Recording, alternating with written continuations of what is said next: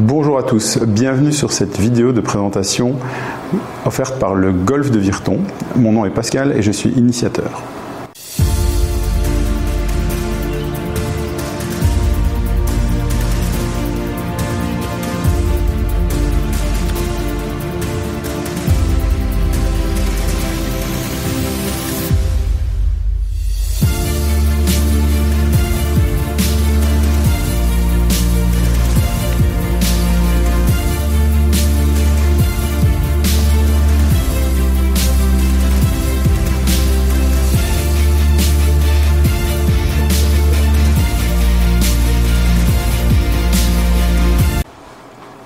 Comment réaliser un coup de golf quand on est débutant? Eh bien, ce qu'on va faire en tout premier, évidemment, on va se dire, oh, on va reposer la balle au sol et on va la jouer. En fait, pas du tout. Ce qu'on doit faire quand on est débutant, c'est vérifier les fondamentaux du golf. Alors, il y a plusieurs approches mnémotechniques, pédagogiques pour pouvoir retenir comment préparer votre coup de golf. Personnellement, j'utilise ce qu'on appelle le GASP, parce que ça me fait penser, quand je suis stressé, avant de jouer un coup de golf, j'avale difficilement, donc je me dis, allez, GASP, c'est quoi les 4 choses que je dois vérifier avant de frapper mon coup de golf? Eh bien, c'est le grip, comment je tiens mon club, l'alignement, comment je mets ma face de club par rapport à la balle, mon stance, l'écartement des pieds, et ma posture. Est-ce que je suis loin de ma balle ou proche de ma balle? Le stance d'ailleurs, c'est l'écartement des pieds par rapport à votre corps, que je recommande en général d'être à largeur des épaules quand on est débutant, mais aussi la balle par rapport aux pieds. Donc on va mettre quand même pas les pieds comme ça ou comme ça, on va essayer de mettre la balle au milieu des pieds pour pouvoir frapper son coup de golf.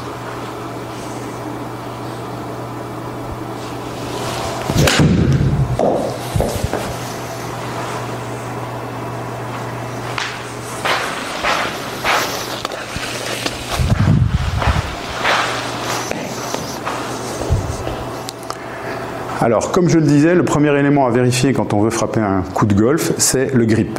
Le grip, donc, c'est à la fois le nom qu'on donne au bout du manche par lequel on attrape le club, mais également la façon dont on va positionner nos mains par rapport au club. Ce que je voudrais que les débutants fassent, et je vais le zoomer, je vais être à contre-jour,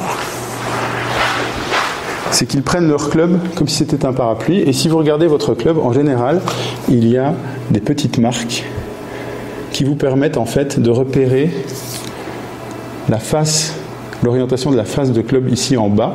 Pourquoi? Parce qu'en réalité, quand vous allez contacter la balle, le club va la faire partir à la perpendiculaire de cette ligne-ci en termes de direction. C'est-à-dire ça va vous permettre d'orienter votre face de club.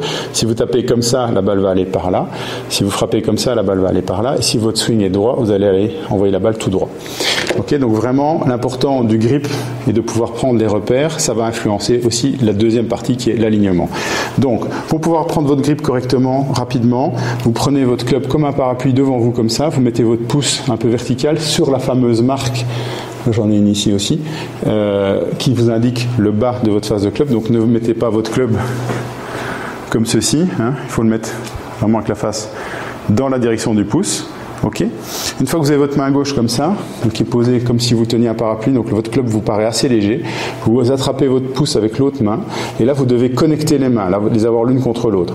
Ça c'est ce qu'on appelle le grip baseball, comme si on frappait avec une batte de baseball. Vous pouvez également superposer vos mains pour qu'elles soient bien contactées, ou si vous avez des doigts qui sont courts comme les miens, ce qu'on fait aussi beaucoup, c'est ce qu'on appelle l'interlocking. Donc vous soulevez votre petit doigt, vous soulevez votre index de la main gauche, donc le petit doigt de la main droite, je parle ici pour les droitiers, et l'index de la main gauche, vous les entrelacez et vous refermez votre grip. Donc, je répète pour un droitier, main gauche sur le club, vous écartez éventuellement l'index, main droite, vous attrapez votre pouce de la main droite doit d'ailleurs être aligné aussi sur le bas de la face de club, donc vraiment prenez bien votre repère, il y a en général une grosse flèche sur le club. Et une fois que vous avez ça, vous avez votre grip. Voilà.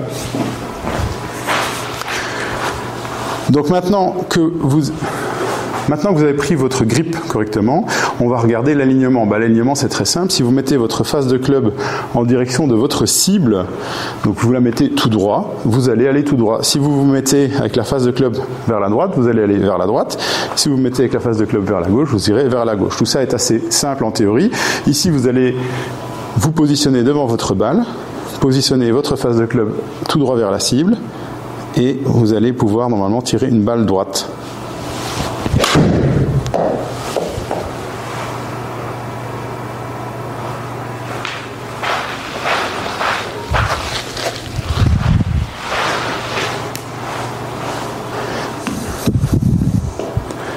Donc, troisième point des fondamentaux de golf, je répète les deux premiers, le grip, l'alignement de la face de club vers la cible.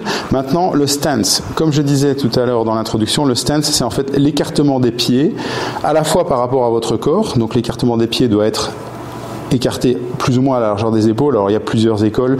Tout ceci est un cours de débutant, donc je demande aux puristes de ne pas me reprendre sur des détails. Donc, écartement, largeur des épaules.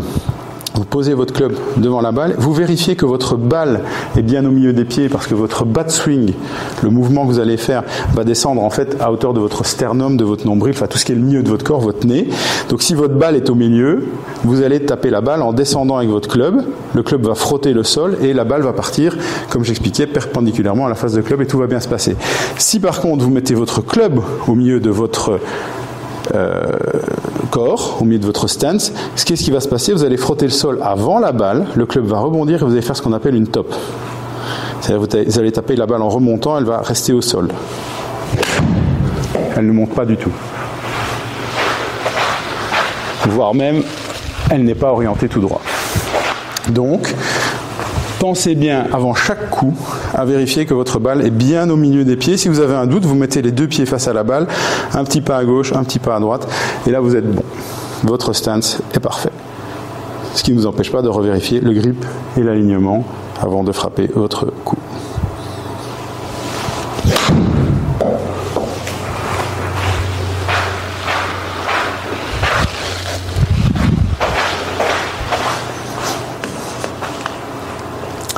Dernier point à vérifier avant de pouvoir frapper un coup de golf,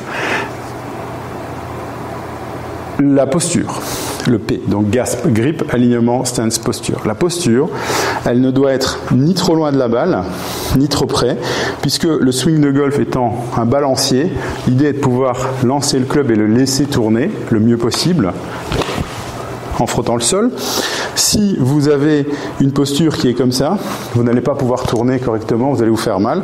Si vous êtes comme ça, vous allez être gêné par vos bras. Donc, pour trouver une bonne posture, si vous êtes sur un tapis comme ici, ce que vous faites, c'est vous tendez les bras, pliez les genoux et vous laissez avec les bras tendus tomber le club au sol tout doucement, en gardant le dos droit. Et là, vous avez votre posture de golf. Donc, le club doit reposer au sol correctement.